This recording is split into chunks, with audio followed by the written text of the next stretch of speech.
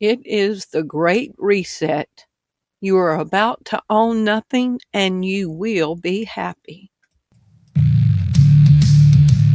As I sit here and take in all of the news from every direction, all I see is deceivers, liars, corporate media, cover-ups, agenda, all pushing the same propaganda.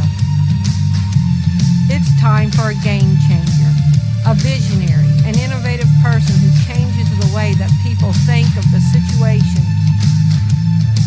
It's time for Game Changer TV, telling it like it is. Get in the game. The Great Reset is about to be unleashed. Thank you for tuning in to Game Changer TV. I'm your host, Terry Lynn, and this is the channel where every day we're telling it like it is. Today is November 10th, 2025, and this was another video that was not on my radar, but I knew that I had to get out as soon as possible. So I'm going to show 3 clips of leading into the articles that we're about to get into, just to lay the foundation. So let's get into these 3 clips. In the future, you will own nothing and you will be happy. That's what the World Economic Forum wants for the Great Economic Reset, which is right around the corner. But will you really be happy not owning anything? Let's take a look. You may not even realize it, but owning nothing is on the agenda and it's already started. For instance, instead of buying software like Photoshop and owning it, you now have to rent it and you pay a monthly subscriber fee. Instead of owning a car, some people pay for ride shares. They pay a monthly fee to be part of the ride share service. Instead of buying a book, you download one to your iPad and you read it when you want. But it's not actually yours. Once you stop paying the monthly subscription fee, the books disappear. And the same is true with the movies you watch on Netflix. You're paying a subscription fee and you can download them for a certain amount of time, but once you stop paying the monthly fee, everything disappears. We're already heading towards a world where we pay only for access. We're well on our way to not owning anything anymore. And you better believe when the prices of houses go down, more and more corporations will buy them so that they can rent them out to us. And we will pay monthly subscriber fees. So the owners, the 1%, they can relax and do whatever they want, knowing that no matter what, every month we will be paying them a subscription fee for the rest of our lives. Because we won't own anything and we'll be happy. And that is the stated goal of the World Economic Forum, which is composed of the world's wealthiest elite. Their goal is to own everything and rent it back to us. And their goal is to do this by the year 2030. And look at this from 2 days ago. Donald Trump is proposing a 50-year mortgage. You will own nothing and be happy. If you get your first house at 30 years old and you have to get a 50-year mortgage because the prices of houses are so crazy, you will never own your house. You will be renting it from the bank forever. Its wealthiest elite. Their goal is to own everything and rent it back to us. And their goal is to do this by the year 2030. So, if you're looking forward to owning nothing, it's almost here. Listen, bro. What I'm about to tell you might sound wild at first, but I need you to stay with me, because it's straight from the Bible. Not from movies, not conspiracy videos. Real truth that's already unfolding right in front of us. The system that the Antichrist will use, it's not something that's coming soon. It has already started. Right now, while most people are distracted, the foundation is being built.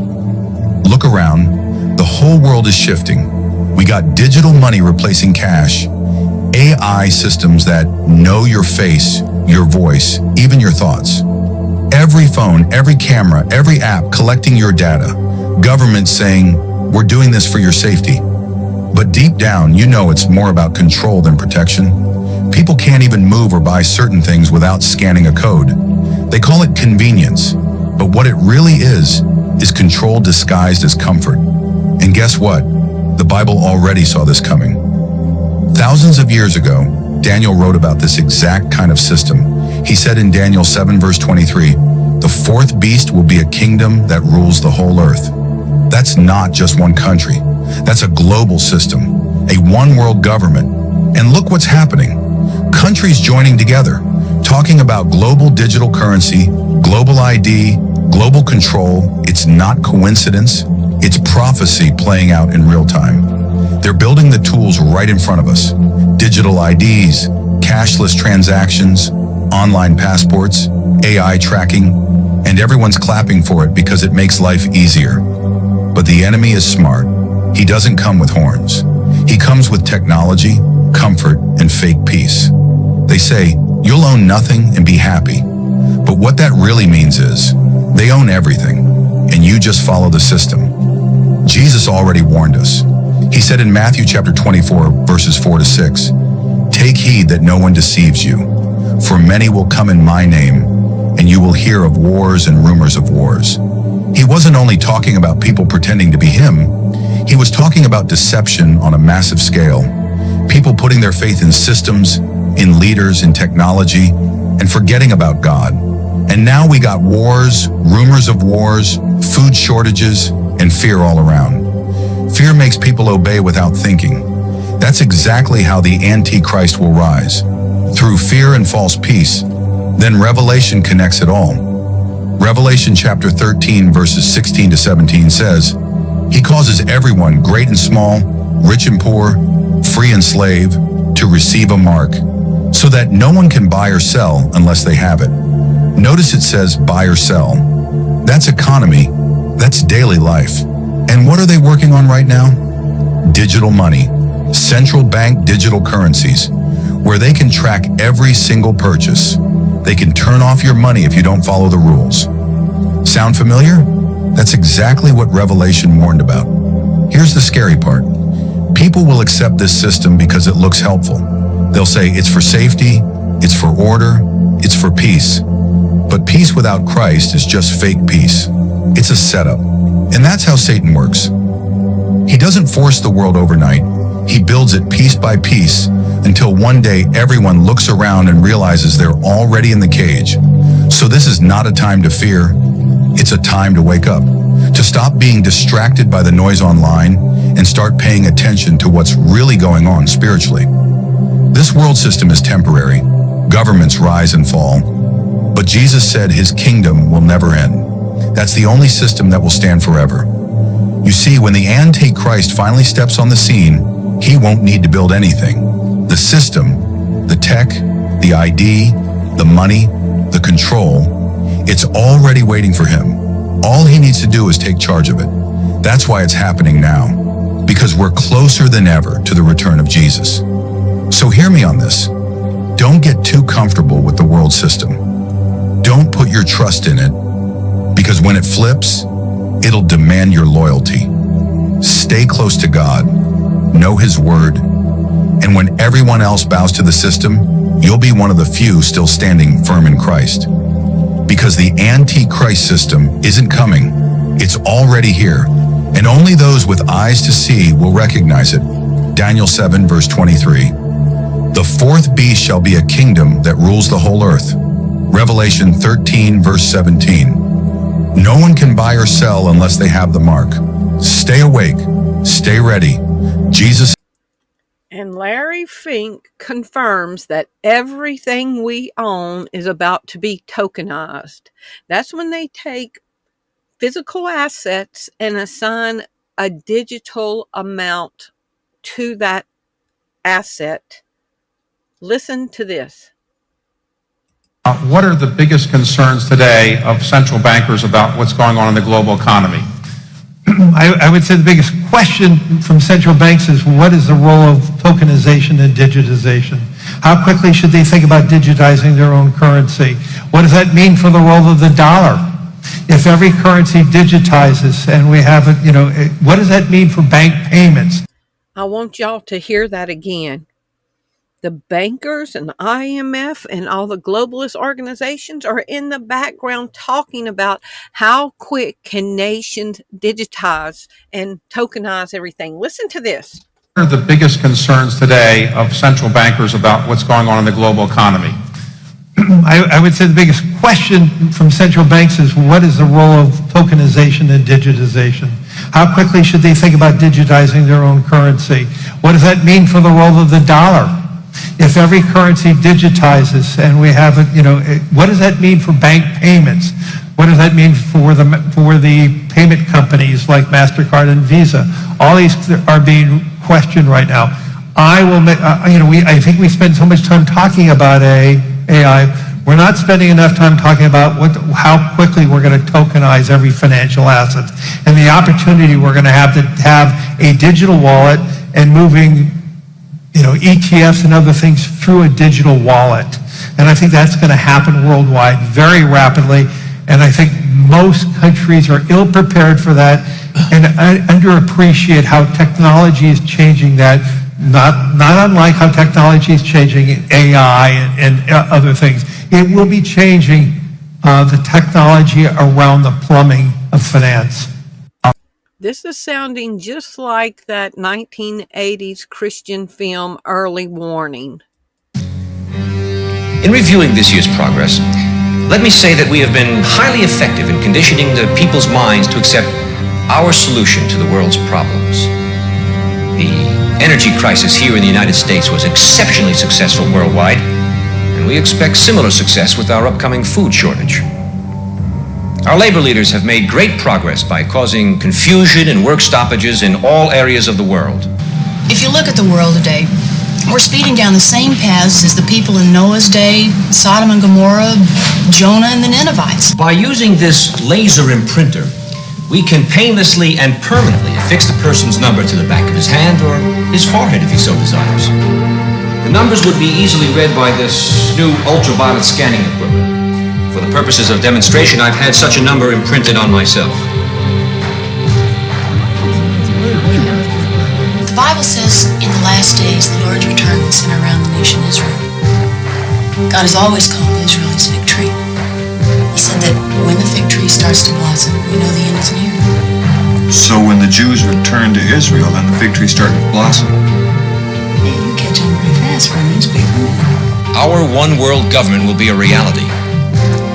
If we continue on our present course, it is my opinion that we could present the devil himself as a world leader, and the people would accept him.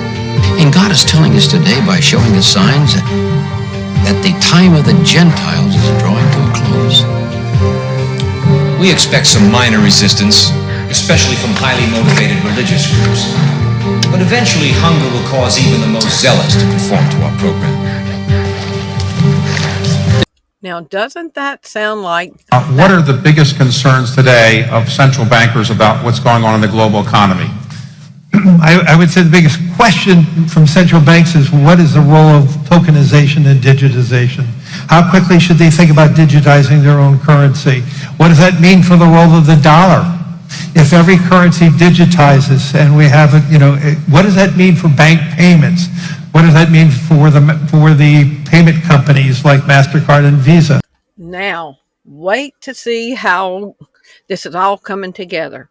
So this was June 19th, 2025 from The Blaze. BlackRock and friends may soon control your digital wallet. Don't be fooled by the bipartisan buzz. The Genius Act is a Trojan horse for centralized power, digital surveillance, and ESG-backed financial control. So Trump was celebrating the passage of the Genius Act. And this says, don't be fooled by this. This is a Trojan horse that is going to control us. And you say, oh, well, that was Larry Fink that said it. Trump's not friends with Larry Fink. Larry Fink is World Economic Forum. Trump's America First. Was Larry Fink on the advisory board for Trump's first term? Yes. Larry Fink, who is pushing digitalization, who is part of the you will own nothing and be happy crowd, tokenizing every asset that you own, houses, cars, art collections, your computers, everything you own will be tokenized. He was an advisor to Trump in his first term. Larry Fink was on a business advisory board for President Trump's first term. He was a member of the President's Strategic and Policy Forum. Okay? Trump was taking policy advice from Larry Fink from the first week of his first term. While he's saying America first, the first week of his first term, Donald Trump was talking to Larry Fink and had him on his advisory board how to run the economy and policy. And here's their goal. And listen to some of the thoughts of Larry Fink. I could argue in the developed countries, the big winners are countries that have shrinking populations. You have to force behaviors. And if you don't force behaviors, whether it's gender or race or just any way you want to say the composition of your team, you're going to be impacted. And I do believe we're just at the beginning of the tokenization of all assets. When there's somebody who's new in their role, a new prime minister, I will spend time. Generally, what I try to do is spend time before they win. Y'all hear that? He's telling you that he meets with all the newly elected leaders of every country right before they win and advises them. Y'all don't think it's a global system? Let me back up some. What I try to do is spend time before they win. General minister, somebody who's new. All assets. When there's somebody who's new in their role, a new prime minister, I will spend time.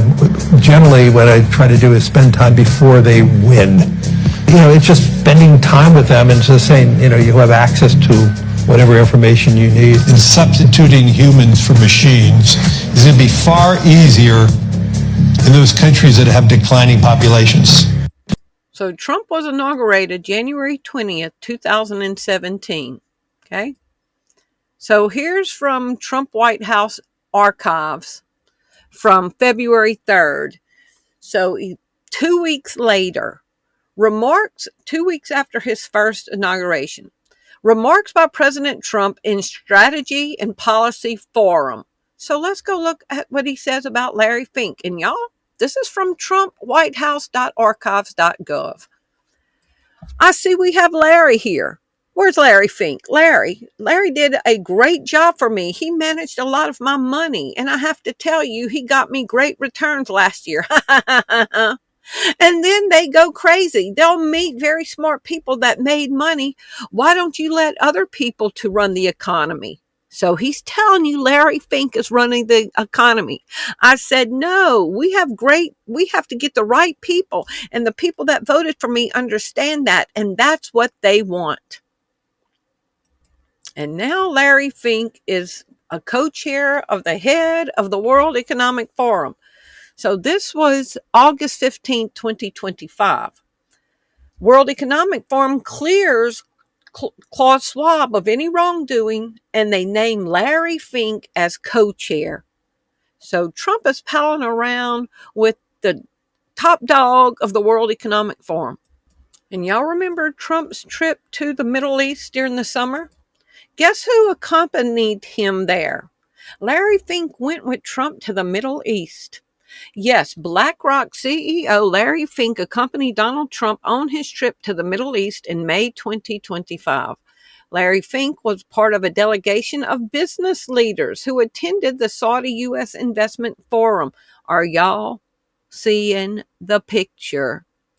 While Trump is saying America first, he is doing the work of the World Economic Forum, which is wanting to bring in a one world currency and the tokenization of all assets. Will tokenization be central to cryptocurrencies? Now remember, Trump just appointed the first crypto czar in U.S. history. Will tokenization be central to cryptocurrencies? And I just want to throw this in for free. Scott Bessent, who is the U.S. Treasury Secretary, was an employee of George Soros. The same George Soros that is admitted on a television interview that he toppled economies. Okay? So, in the last 2 years, you've been blamed for financial collapse of Thailand, Malaysia, Indonesia, Japan, and Russia. All of the above. All of the above. Are you that powerful? I think there's a great misunderstanding. I am basically there to make money. I cannot and do not look at the social consequences of what I do. As a competitor, I've got to compete to win.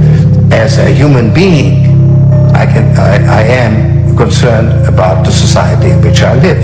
Which George Soros am I talking to now? The amoral George Soros or the moral George Soros? It's one person. It's one person who at one time engages in amoral activities and at the rest of the time tries to be moral. So Trump's U.S. Treasury worked for George Soros, yet, yes, Scott Bessent, who is Donald Trump's choice for U.S. Treasury Secretary, worked for George Soros' company twice. First as a managing partner in London from 91 to 2000, and later as the chief investment officer from 2011 to 2015. So this is where our Treasury Secretary worked. This is who he worked for. So y'all listen to this again, okay? This is a longer clip, just so you understand who's running our country. The people who worked under George Soros are now in control of our money and our economy. I worked for the man who admitted he topples economies. In the last 2 years, you've been blamed for financial collapse of Thailand, Malaysia, Indonesia, Japan, and Russia. All of the above. All of the above. Yeah. Are you that powerful? No, I think there's a great misunderstanding. I am basically there to make money. I cannot and do not look at the social consequences of what I do. As a competitor, I've got to compete to win. As a human being, I am concerned about the society in which I live. Which George Soros am I talking to now? The amoral George Soros or the moral George Soros? It's one person. It's one person who at one time engages in amoral activities and at the rest of the time tries to be moral. You're a Hungarian Jew who escaped the Holocaust by posing as a Christian. Right. And you watched lots of people get shipped off to the death camps. Right. I was 14 years old. And I would say that that's when my character was made. In what way? That one should think ahead, one should understand and anticipate events, and one is threatened. It was a tremendous threat of evil. I mean, it was a very personal experience of evil. My understanding is that you went out with this protector of yours who swore that you were his adopted godson. Yes. Went out, in fact, and helped in the confiscation of property from the Jews. That's right. Yes. I mean, that sounds like an experience that would send lots of people to the psychiatric couch for many, many years. Did y'all hear that? He was 14 years old and helped confiscate people's property. And he said that's where his character was formed. Now, Trump has a man that worked for a man that toppled economies, that from a teenager confiscated other people's personal property as our U.S. Treasury Secretary. And he's piling around with Larry Fink, who's pushing tokenization and digitization of all assets. This is going to lead to asset confiscation. Let's keep going. So let's get back on track. Will tokenization be central to cryptocurrencies?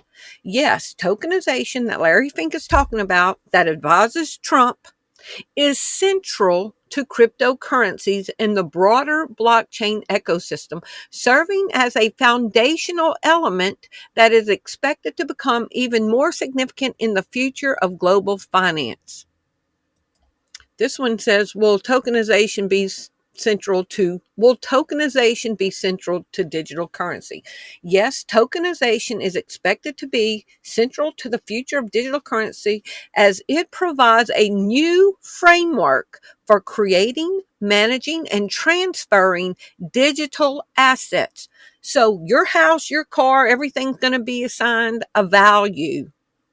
And tokenization is going to work with digital and with crypto. It allows for the creation of tokenized versions of existing assets, such as stable coins, tokenized deposits, which are foundational to building a more efficient and automated financial system. The shift is supported by growing institutional interest, with major firms like BlackRock and Citadel exploring tokenization to reduce costs and increase market access. Can houses be tokenized? Yes, houses can be tokenized, a process where a property is divided into digital tokens on a blockchain that represent fractional ownership. Y'all gonna have to do a deep dive on fractional ownership, okay? This allows people to buy and sell small shares of the property, making real estate investment more accessible, liquid, and transparent. Can cars be tokenized? Now remember, we're talking about you will own nothing and be happy. Yes, cars can be tokenized and is already happening in various forms, primarily to represent ownership, enable fractional investment, and create secure digital histories. The process involves converting the physical vehicle and its associated rights into a digital token. That means your title of your vehicle. That's associated rights. You own that vehicle. That is your associated right to that vehicle. Everything will be tokenized. Can somebody's personal art collection be tokenized? Yes, personal art collection can be tokenized, which involves converting the ownership and rights of physical or digital assets into digital tokens on the blockchain. This process, called asset tokenization, allows for fractional ownership, making it possible to divide high-dollar art into smaller shares that can be bought and sold on digital platforms. Other people will have shares of your personal assets. That's what fractional ownership is. People buying gold bars for security. Can gold bars be tokenized? Yes, gold bars can be tokenized by creating digital tokens on a blockchain that are backed by physical gold stored in secure vaults. This process allows for fractional ownership, easier trading, and global accessibility. Are y'all ready for what's about to happen? Now remember, we're talking about people that are involved in personal property confiscation. Let's keep going. Does the Microsoft 666 patent include tokenization? Patent WO 2020-060606, often referred to online as the Patent 666, describes a cryptocurrency system using body activity data and does not primarily focus on natural language processing concept of tokenization. The tokenization associated with this patent refers to the creation and management of digital tokens on a blockchain, where the mining or validation process uses the human body activity data, e.g., your brain waves, your body heat, instead of conventional computational work. The term tokenization, as it relates to this patent application, is in the context of creating and managing crypto tokens, facilitating token-based transaction. So here's the patent. Body activity will be examined. Your brain waves, your body heat. Now listen to this. Hard to believe, but it's true.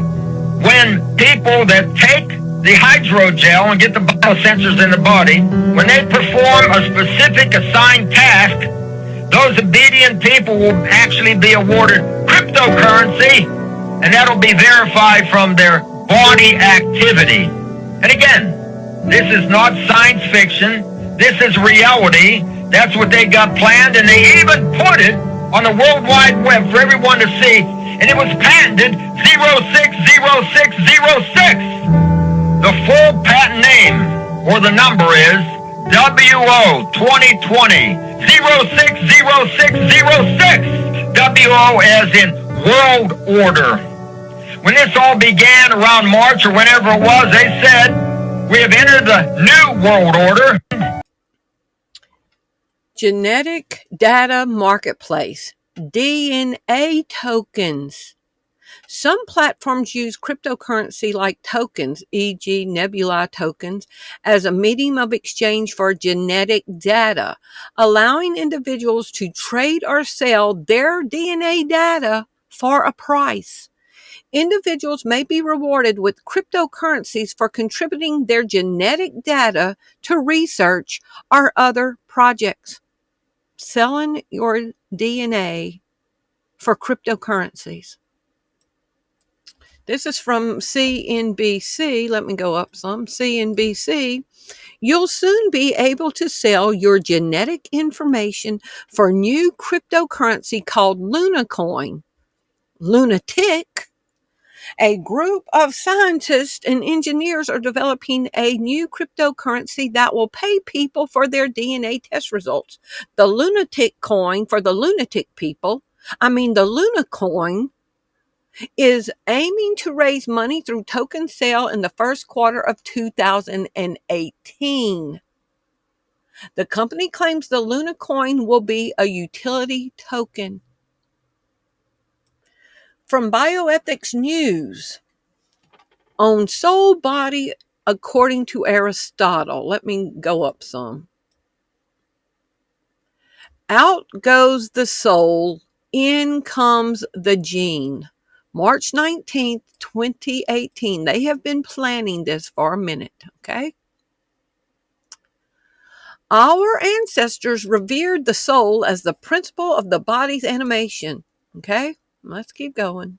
Has the soul done its time? The DNA is a molecular soul.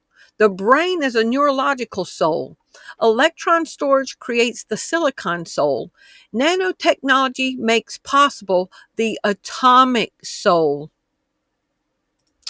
For the naturalist or the materialist geneticist, the soul thus described clearly seems to evoke the genome. What is the genome? A genome is the complete set of your DNA or genetic instructions, and they're wanting you to sell your genetic information for cryptocurrency. Now, years ago, I told my friend Dewey I was stumped on one passage in the Bible that I couldn't figure out. This was right at the beginning of COVID, and I couldn't figure it out. I was like, and I'd call him. I was like, I can't figure out what this means, the soul of men, selling the souls of men. I can't figure it out. And Dewey said, well, just keep seeking the Lord and he'll reveal it to you. Well, God gave me the revelation a couple of years back, y'all. Look at this. The phrase selling the souls of men appears in the Bible in the book of Revelation 18:13. The verse lists the merchandise that is being sold by Babylon the Great, so the symbolic city representing a corrupt world economic and political system, whose destruction is being lamented by the world's merchants. They are selling the souls of men. They sell the soul, bodies, and souls of men. And here we're talking about selling your DNA that makes up who you are, that Aristotle says your soul is your DNA. And they are selling the souls of men. April 1st, 2025. Cryptocurrencies in our genes. buying and selling the DNA of human beings and putting cryptocurrencies in the genes. Bitcoin can now be stored in DNA. In 2018, a PhD student in microbiology encoded and stored the information of a crypto wallet in synthetic DNA chain. Synthetic DNA. Are y'all ready for this? And we've been hearing all about the mRNA vaccine. Is mRNA similar to synthetic DNA? Were they priming the body to be able to store this in their DNA? mRNA and synthetic DNA are similar in that they both nucleic acids made of nucleotide subunits and are involved in genetic information transfer, but they have key structural and functional differences. So I typed in, like synthetic DNA, could data be stored in mRNA? The mRNA vaccine. Yes, data can be stored in mRNA, with researchers actively exploring it as a lower cost alternative to DNA data storage. While DNA is more stable for long-term storage, the ability to efficiently and rapidly produce synthetic mRNA makes it a promising candidate for certain applications. And we have Larry Fink discussing how quickly can we move to cryptocurrencies and digitalization. Could digital currency be stored in human DNA? Yes, digital currency information can be stored in man-made DNA, though not directly into the person's natural DNA. Companies are using synthetic DNA to encode cryptocurrency wallets, addresses, and recovery phrases, and have successfully stored and retrieved this data. Human DNA's high data density and long-term stability make it a potential secure and durable method for storing digital assets. And the World Economic Forum, Larry Fink, who's traveling around with Trump, who advises newly elected presidents and prime ministers, who Donald Trump now has George Soros' guy, and George Soros admits that he topples world economies. And Larry Fink talking about how quickly can we get countries to move to digital assets and tokenization. Now it's about to get biblical. If cryptocurrency is stored in DNA, could an implanted RFID chip be used with it? Yes. Are y'all hearing this? Yes. An implanted RFID chip can be used to store and manage cryptocurrency.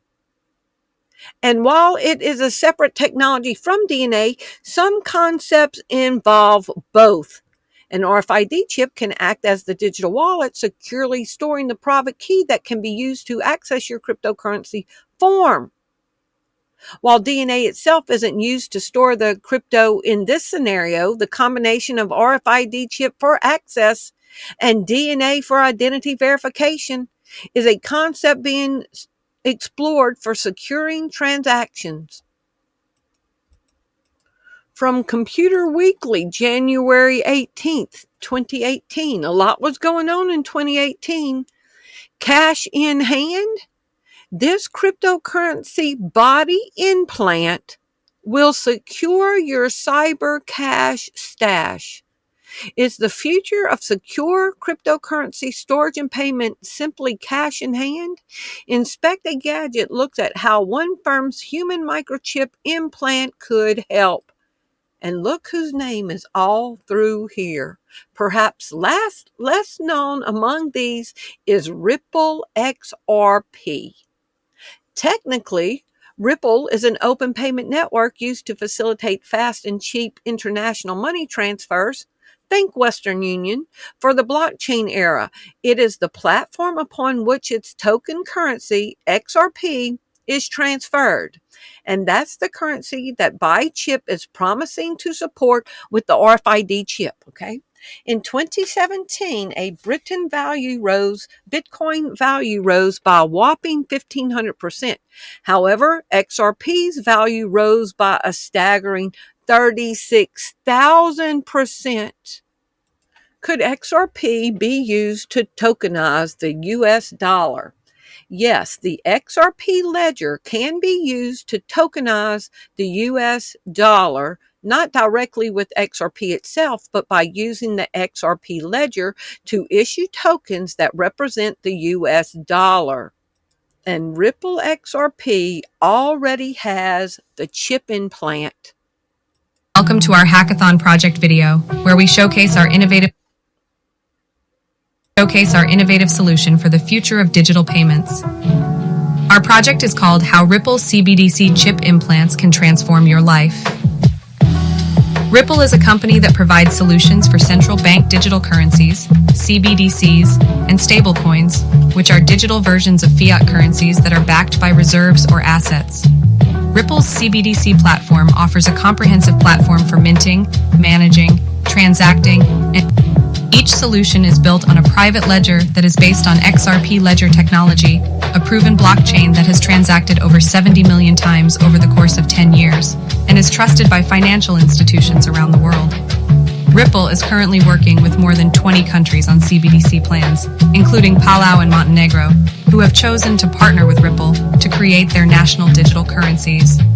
One of the key benefits of CBDCs and stablecoins is that they can enable faster, cheaper, and more inclusive payments for millions of people who are unbanked or underbanked. According to the International Monetary Fund, IMF, CBDCs in developing countries have the potential to bank large unbanked populations and boost financial inclusion. But how can you access these digital currencies in a convenient and secure way? That's where Ripple CBDC chip implants come in. A chip implant is a small device that is inserted under your skin and contains a unique identifier and a secure cryptographic key. With a chip implant, you can store, send, and receive CBDCs and stablecoins using your own body as a wallet. You can also use your chip implant to authenticate yourself, access services, and make transactions without the need for passwords, cards, or cash. One of our engineers led demo of our project using his X-Acid implant chip to launch a Ripple XRP mining application.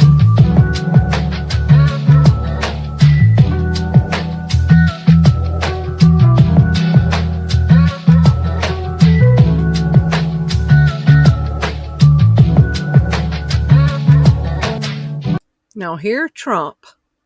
The United States will be the crypto capital of the planet and the Bitcoin superpower of the world, and we'll get it done. Before this cycle, in June of 2021, Donald Trump was saying, Bitcoin seems like a scam. Do you understand what happened with that transformation? I didn't have a front row seat to that. I think it's clear that Donald Trump embraced crypto and crypto embraced Donald Trump. Now, Trump is supposed to be over our economy, okay? But now he's creating his own economic system running parallel to the United States' economy. Big news, the World Liberty Financial token sale is now live. 3 weeks before the election, Trump announced the launch of a new digital coin that he had a financial stake in. Is that a conflict of interest in your point of view? Whether or not it's a conflict of interest, the voters have knowingly said, we want this person to be our president. Yeah, the voters have spoken more so than I have. Trump's cabinet picks have had very positive things to say about crypto.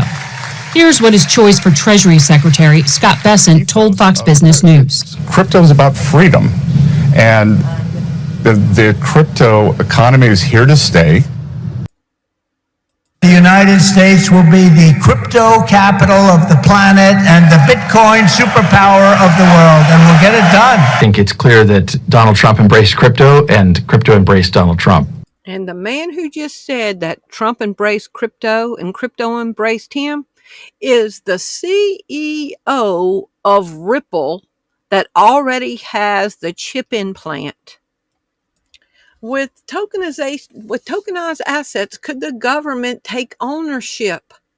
Yes, a government could seize property that has been tokenized under the power of eminent domain or similar legal concepts in other jurisdictions, just as it can with any other private property. And it's likely that homes, along with other real estate assets, will increasingly be tokenized within the digital currency system.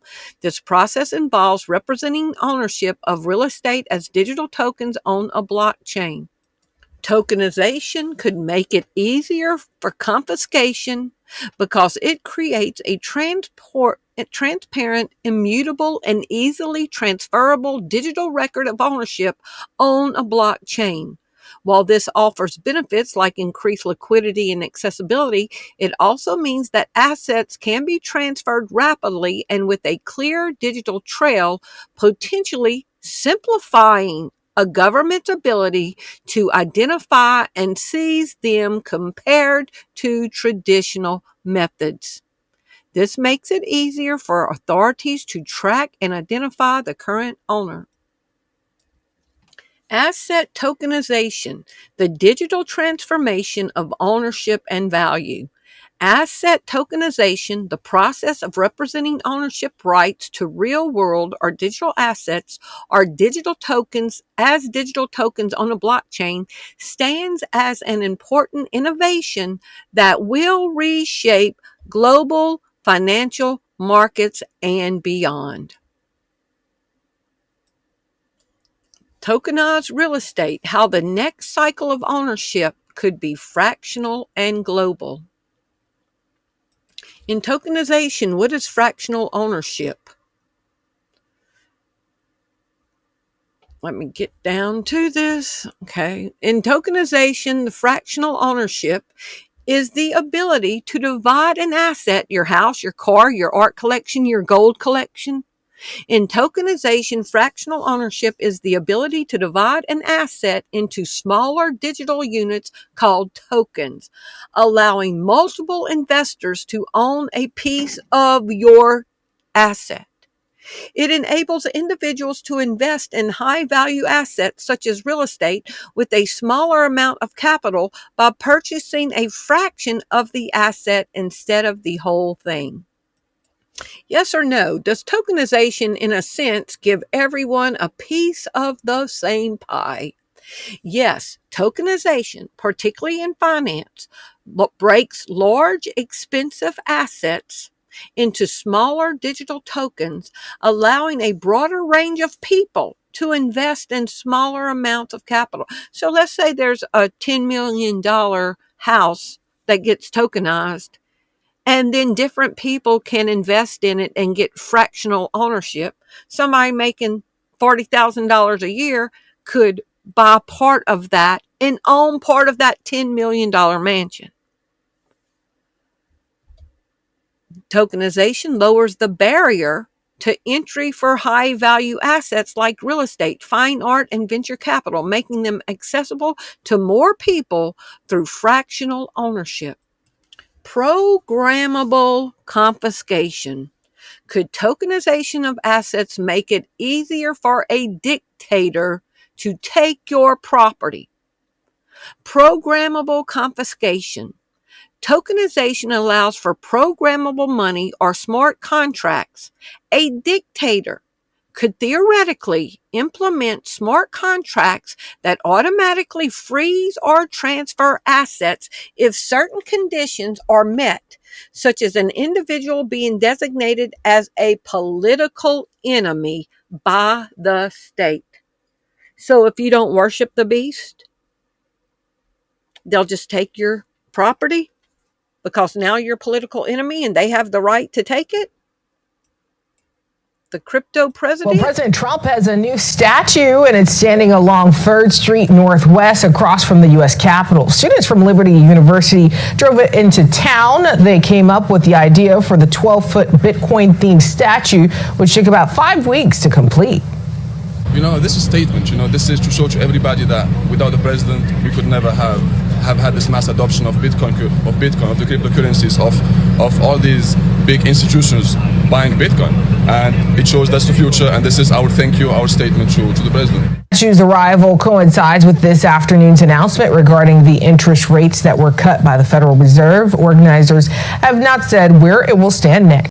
2 months ago, from MSN, Trump family amasses a $5 billion fortune after crypto launch.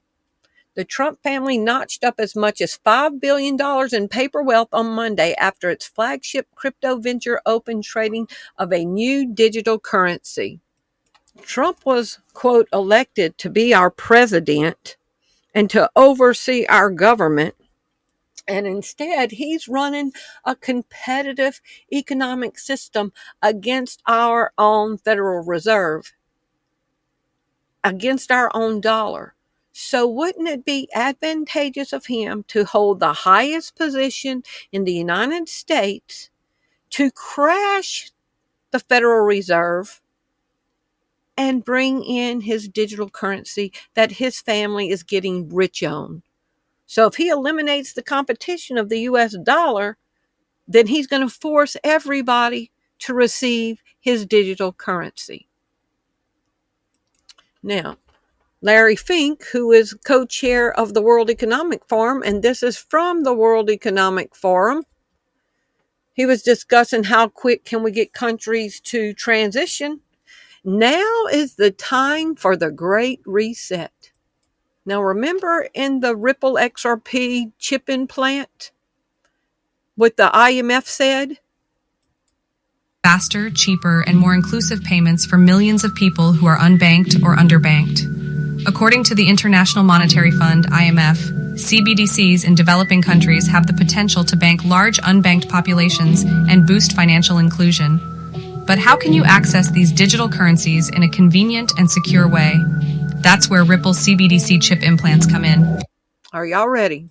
Now listen to what the IMF is saying right here. Warning from the IMF, listen up. You tell them to embrace it? I'm telling countries, accept reality. Fiat money is moving digital.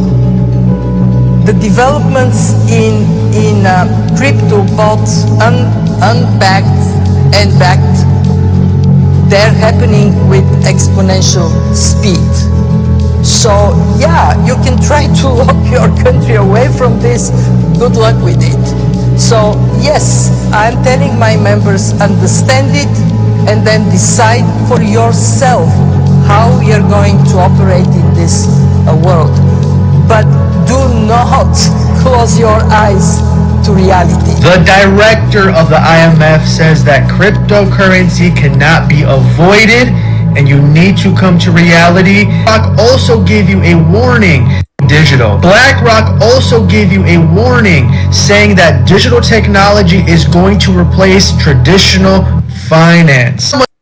Larry Fink of BlackRock, co-chair of the head of World Economic Forum. BlackRock warning, listen up. I'd say the biggest question from central banks is what is the role of tokenization and digitization? How quickly should they think about digitizing their own currency?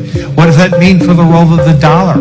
If every currency digitizes and we have, what does that mean for bank payments? What does that mean for the payment companies like MasterCard and Visa?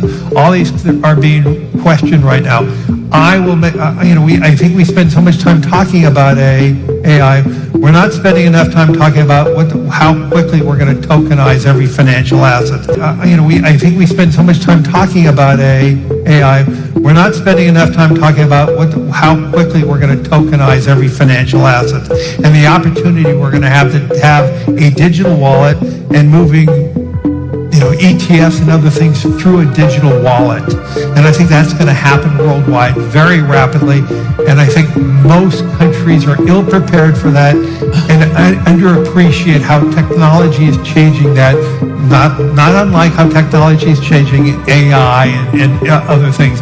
It will be changing the technology around the plumbing of finance. Larry Fink just warned everyone that the great wealth transfer is here. Digital currency is going to replace fiat currency. Digital currency is going to replace fiat currency. It's clear as day. We're getting a 21st century upgrade to our financial system.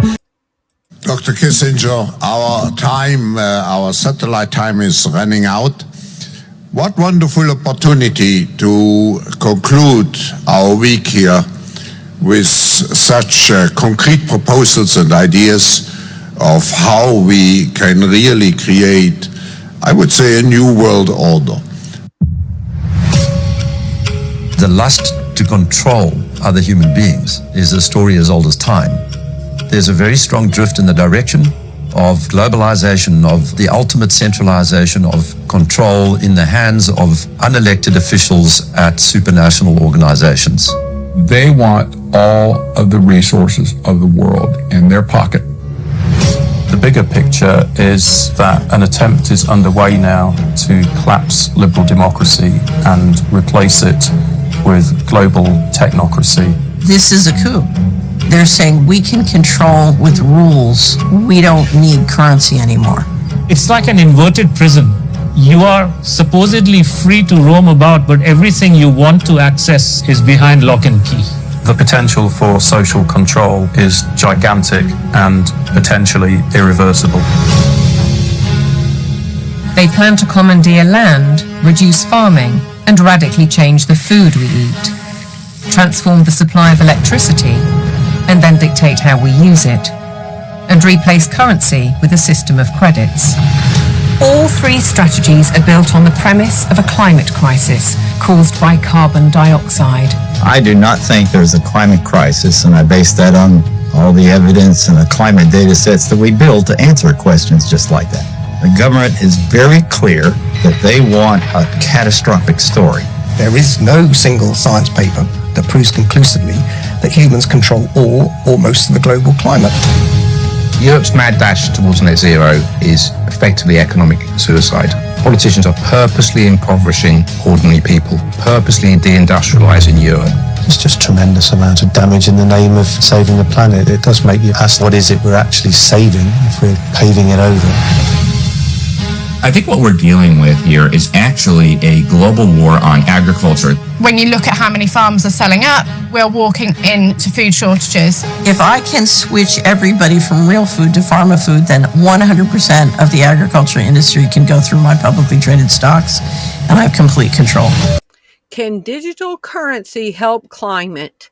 Yes, digital currency and its underlying blockchain technology can help address climate change by improving transparency in climate initiatives, enabling efficient carbon markets, and facilitating decentralized renewable energy systems. This is the biggest public relations scam in the history of the world. But it's far more than that. It's a blueprint. It is the action plan. All life on Earth is going to be radically changed.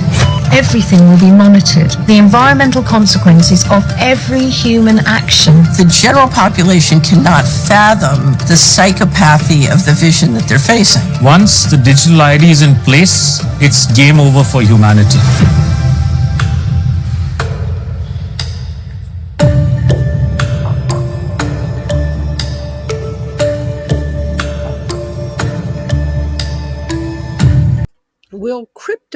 With crypto, will you pay with your face?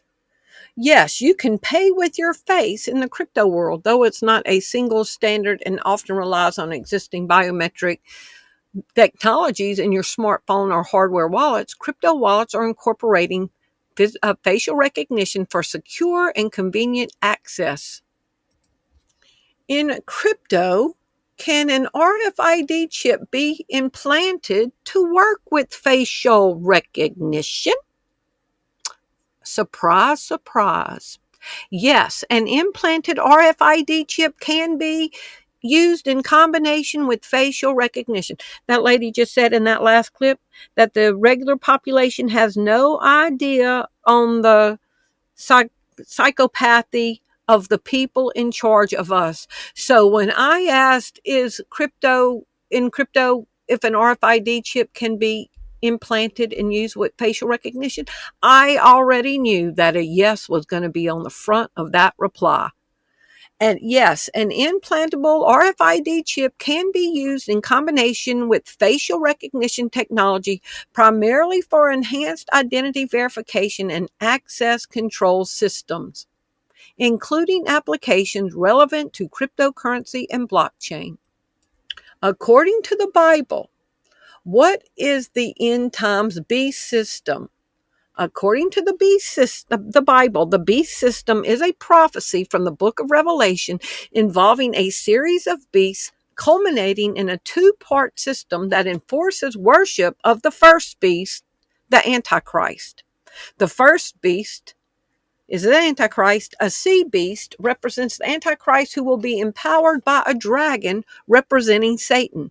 The second beast, the earth beast, is the false prophet, is often interpreted as the false prophet who will perform signs, create an image of the first beast, and force people to accept the mark of the beast, 666, to buy or sell.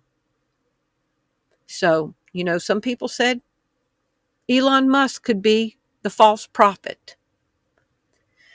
The first beast describes a rising from the sea. It has given power by the dragon Satan.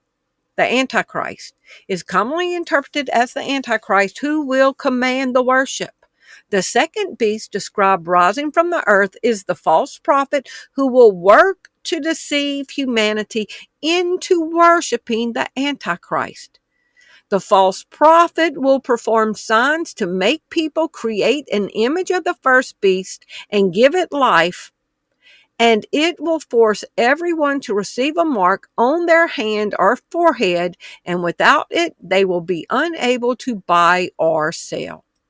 And remember, Elon Musk's nanny said that he was going to introduce the mark of the beast? Let me tell you something. I'm an old lady, kind of. I'm 55. I was born in San Francisco in 1965. When I was a girl, I was in San Francisco. I was procured and sent to work for a family. There were 3 generations. There was a boy, the boy's mother, and the boy's grandfather. They were coming from Africa. They were white as me. I thought they'd be black. And anyway, the boy did something very dark. And I never told him what he did. And then one day I asked someone in the circle, Imelda, Joaquin's mother. I asked Imelda, I said, is he the Antichrist? I was 13 years old. She didn't even blink. She said, no, but he will present the mark. And when you see him do that, the Antichrist will take the stage. And at the Charlie Kirk Memorial, guess who just happens to come back in the picture? Okay, supposedly Trump and Elon Musk had a falling out, right? And they weren't friends anymore. So how did Elon Musk get access to Trump when Trump was at this Charlie Kirk Memorial? I'm sure security was pretty tight around Trump. I'm sure Secret Service was in a circle, surrounding the wagon, keeping Trump safe. So how did Elon just get access to Donald Trump when everybody knew they were supposedly feuding? And how was there an open chair right next to Trump, and they're showing you Elon Musk coming to take his seat next to Trump? Are we at the turning point? President Donald Trump was spotted shaking hands with Elon Musk during the slain conservative activist Charlie Kirk's memorial on Sunday, September 21st. So y'all think about that, okay? This was set up to show them reuniting, coming together at Charlie Kirk, the olive branch, Because there's no way in the world, if Trump did not give the Secret Service permission for Elon Musk to have access to him, he would not be there. U.S. President Donald Trump was spotted shaking hands with Elon Musk during the slain conservative activist Charlie Kirk's memorial on Sunday, September 21st. Trump was joined by members of his family and senior Republican leaders at the... Did y'all see both of their hands? Like they were talking to each other? Look at that. And senior Republican leaders at the service in Arizona. Trump was seen speaking with UFC CEO Dana White when Musk walked over and shook hands with Trump. Really? He just walked over, moseyed on up to the president. Your enemy. Everybody knows that Trump and Elon are enemies, supposedly. They had the falling out. So would the Secret Service allow a president enemy to just waltz up to him? He could do, harm. He could have ill motives towards the president. And there's no Secret Service sitting right there. They just let him mosey up. Did the first and second beast just unite? This is really a big day. As we sign the landmark Genius Act into law, so the Genius Act creates a clear and simple regulatory framework to establish and unleash the dollar-backed stable coins. This could be perhaps the greatest revolution in financial technology since the birth of the internet itself.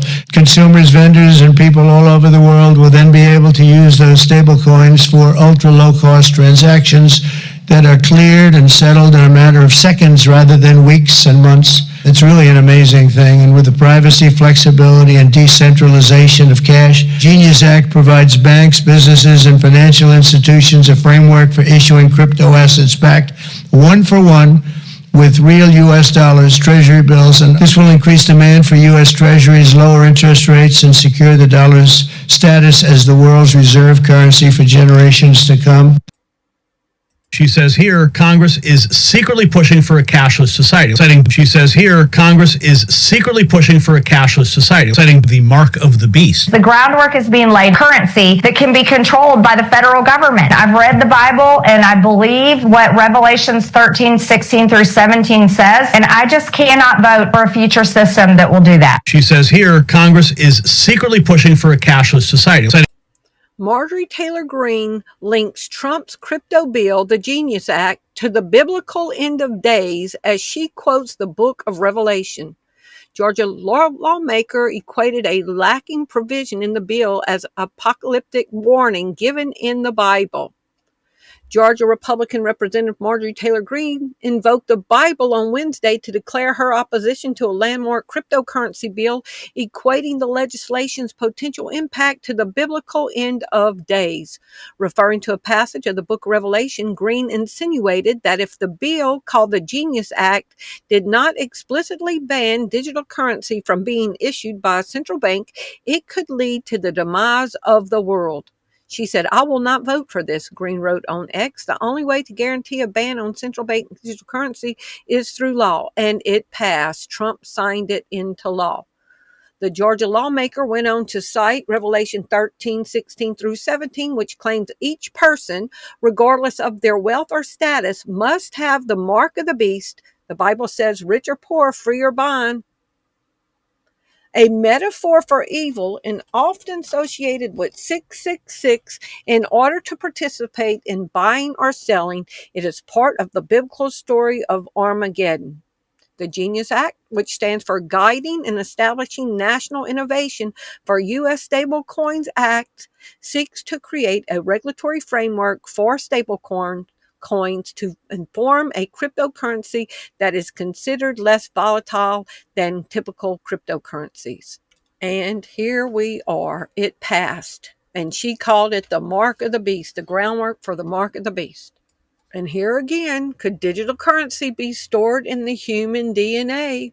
Yes, digital currency that Trump just wrote the framework can be stored in DNA, not in the biological human body, but in lab-synthesized DNA. Synthetic DNA. And mRNA is a form of synthetic DNA. If digital currency were stored in the DNA, would that be part of the intranet of bodies?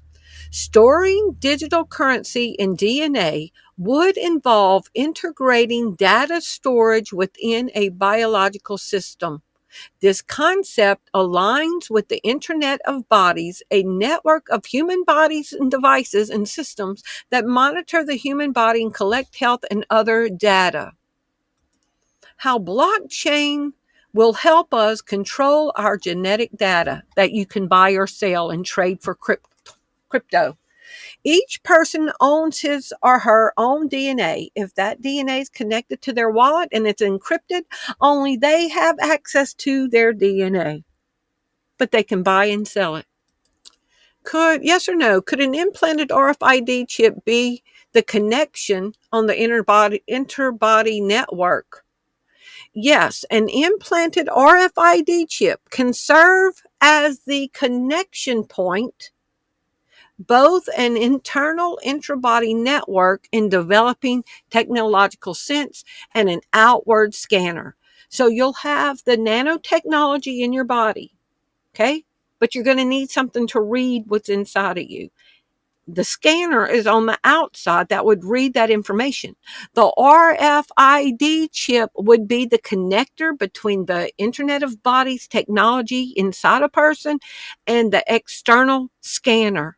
And the RFID chip would let the two connect and talk to each other. Outward scanner connection. Standard implanted passive RFID chips are designed precisely for this purpose. They are activated and powered by radio waves from an external scanner, allowing the scanner to read the unique identifier stored on the chip from a short distance. This ID can then be used to access external data such as medical records or door access systems. The intrabody network connection. While conventional simple RFID chips store an ID, research is exploring advanced miniature implants that form a network within the body. In these experimental systems, one implanted device might act as a way station or the central receiver to communicate with smaller implants. Marjorie Taylor Greene was one of the biggest MAGA supporters there was. And she has enough sense to realize we are racing towards the mark of the beast.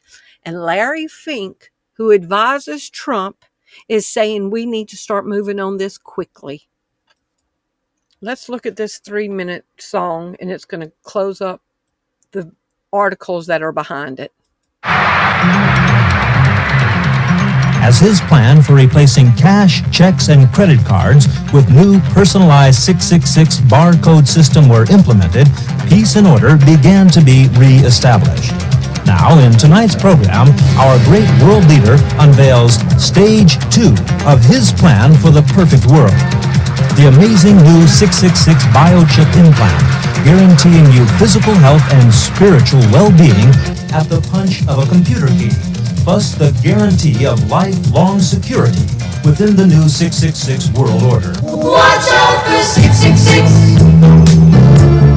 Watch out for 666. In a vision of the future, I saw in a vivid dream that the hour is soon coming when men will become machines. A new one world order will rise and then demand that all the world's people receive their scientific brand. I saw a tiny free program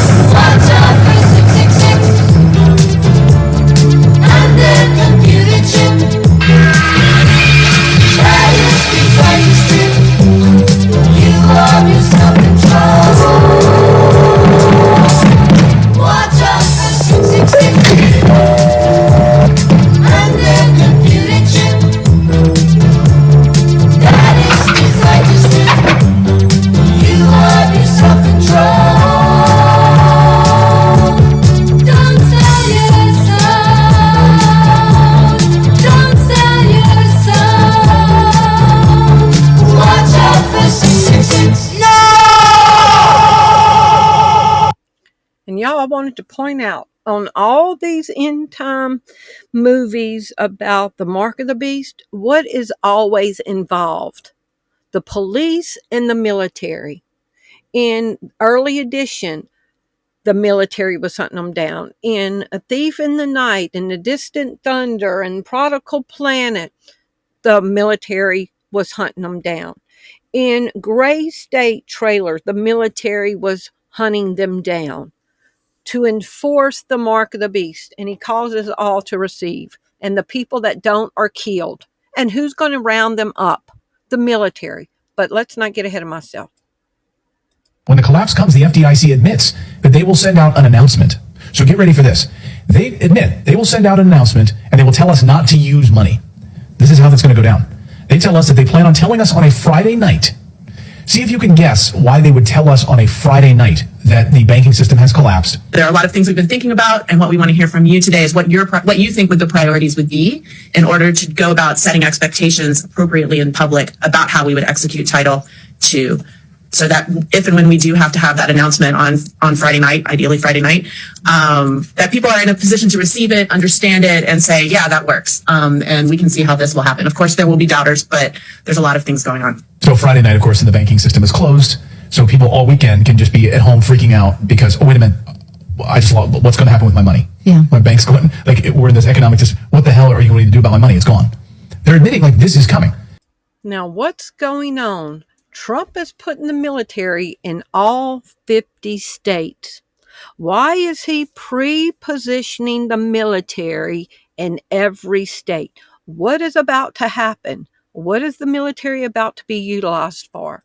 We have some big news right now. Top military officials have ordered the National Guard in all 50 states to begin the creation of quick reaction forces trained in, quote, riot control, including the use of batons, body shields, tasers, and pepper spray. So, rapid response teams. So when they collapse everything and people are freaking out? Top military officials have ordered the National Guard in all 50 states to begin the creation of quick reaction forces trained in, quote, riot control, including the use of batons, body shields, tasers, and pepper spray, according to a new directive issued by the United States Pentagon, reviewed by The Guardian. This rapid response quick reaction force that will be trained over the next several weeks and months will be about 23,500 troops. About 500 troops per state are required to be trained. Many are now saying that this is setting the stage for the President of the United States to use the National Guard as his personal police force in protest-like scenarios. The Guardian even cited an expert who said that in a worst-case scenario, the president could declare a state of emergency and say that elections are rigged and use allegations of voter fraud to seize ballots of secure voting centers. Spread the word. Now, from Forbes 3 days ago, White House is considering purchasing large warehouses for immigrant detention, report says. Okay? And what kind of warehouses are they buying? Described by a Department of Homeland Security official as mega detention centers, the warehouses would be retrofitted to serve as holding facilities and vastly increase the amount of people who could be detained at a time. Warehouses designed for but never used by Amazon. The company has denied any involvement in this plan, are among the options being considered. Okay? So they're looking at warehouses around the country to house people in. So I typed in, is Amazon closing warehouses? Yes, Amazon is closing some warehouses, often due to a strategy to modernize its network, a response to the slowdown in e-commerce after the pandemic era boom, or in some cases to shift to a more modern or same-day delivery facilities. Y'all don't think that one of the richest men in the world has the top advisors and could run algorithms to predict what the future was going to be, do you think that he would invest trillions of dollars of building warehouses and then being, oops, we didn't plan for the fall off of e-commerce after the pandemic ended, which I don't even think shopping online has decreased. I think it's increased more since the pandemic. But did Amazon build these warehouses for the U.S. government to keep suspicion down? Because the United States government is going to buy these Amazon warehouses and they will own these warehouses. How many warehouses is ICE looking to buy? The exact number of warehouses ICE is looking to buy is not yet determined, but the agency is reportedly considering purchasing large warehouses in the southern U.S. These facilities are being considered as part of a plan to increase immigration detention capacity. Y'all, Amazon has our biometrics. Amazon has our biometrics for Department of Homeland Security. The same people that are going to be rounding people up and storing people in Amazon's warehouse. The same Amazon is holding the biometrics on every person. Amazon Cloud is used by the Department of Homeland Security to store and process the nation's biometric data, which includes databases like Homeland Advanced Recognition Technology System. The move to Amazon Web Services GovCloud is for a system that contains biometric data on millions of individuals, and the Department of Homeland Security has implemented security and de-identification measures to protect the data. 2019, Department of Homeland Security to move biometric data on millions of Americans to Amazon. Y'all, I cannot help but to think that this is Rex 84. Now, a couple of years ago, I did a full-length explanation in depth what Rex 84 was. This is Rex 84. Okay? Rex 84 was a real classified contingency plan and drill developed by the U.S. federal government during the Reagan administration.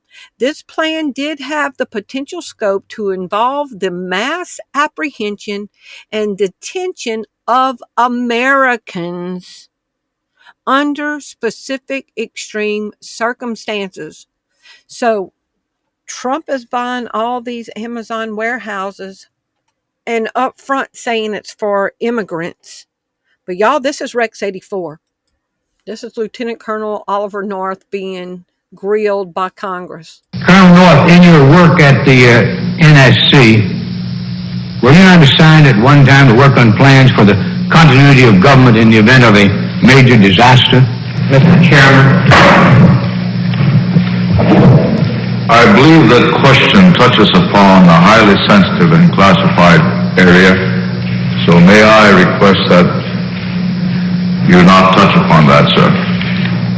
I was particularly concerned, Mr. Chairman, because I read in Miami papers and several others that there had been a plan developed by that same agency, a contingency plan in the event of emergency that would suspend the American Constitution, and I was deeply concerned about it and wondered if that was the area in which he had worked. I believe that it was. I most respectfully request that that matter not be touched upon at this stage. If we wish to get into this, certain arrangements can be made for an executive session. And y'all, they are televising the military rounding up and ICE rounding up these, quote, immigrants on television, getting them out of their cars, out of their job. They are conditioning you to getting used to seeing this. And now every state is going to have activated military. We have some big news right now. Top military officials have ordered the National Guard in all 50 states to begin the creation of quick reaction forces trained in, quote, riot control, including the use of batons, body shields, tasers, and pepper spray, according to a new directive issued by the United States Pentagon, reviewed by The Guardian. So they're training the military for rapid response. Trump is buying warehouses. We know that Rex 84 was real. Let's read this again. Rex 84 was a real classified contingency plan drill developed by the U.S. federal government during the Reagan administration. The plan did have the potential scope to involve the mass apprehension and detention of American residents under specific and extreme circumstances. Now, I've shown this before, but let's look at this again, okay?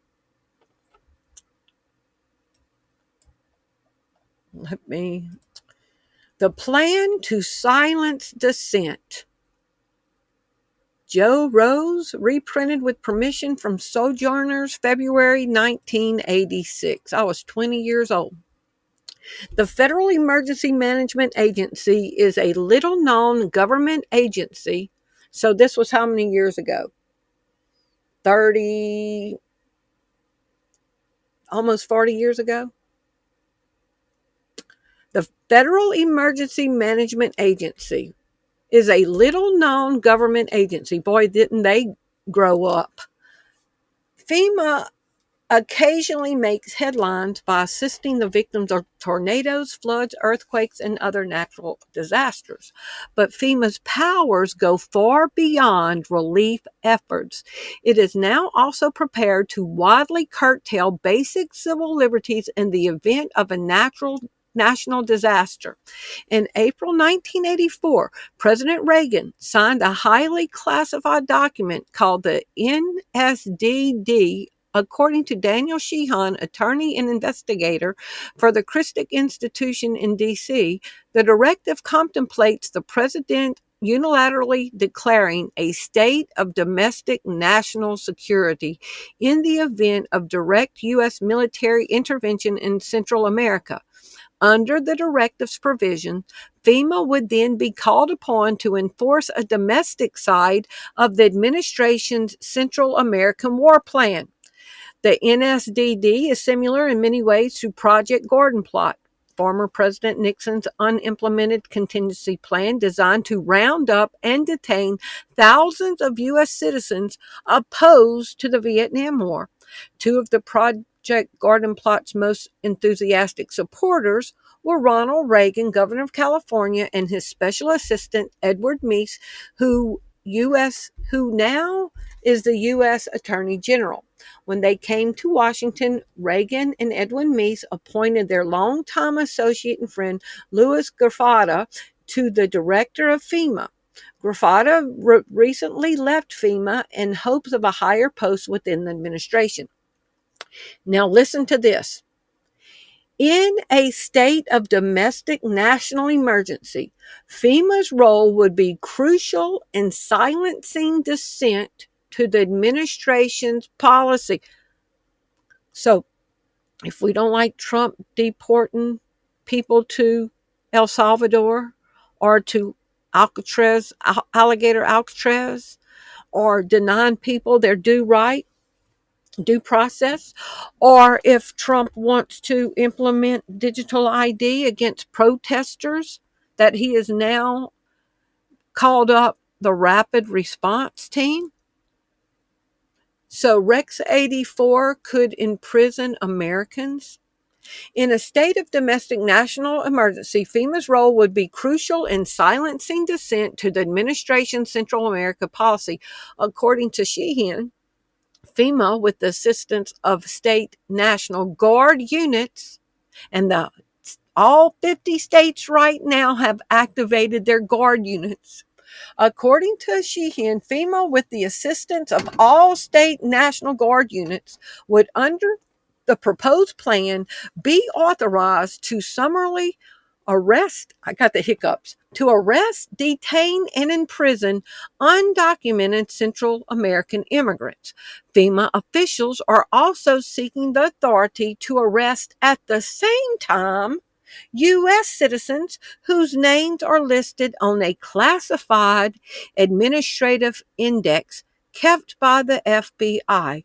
Oh, kind of like the Palantir national database that they just compiled on everybody.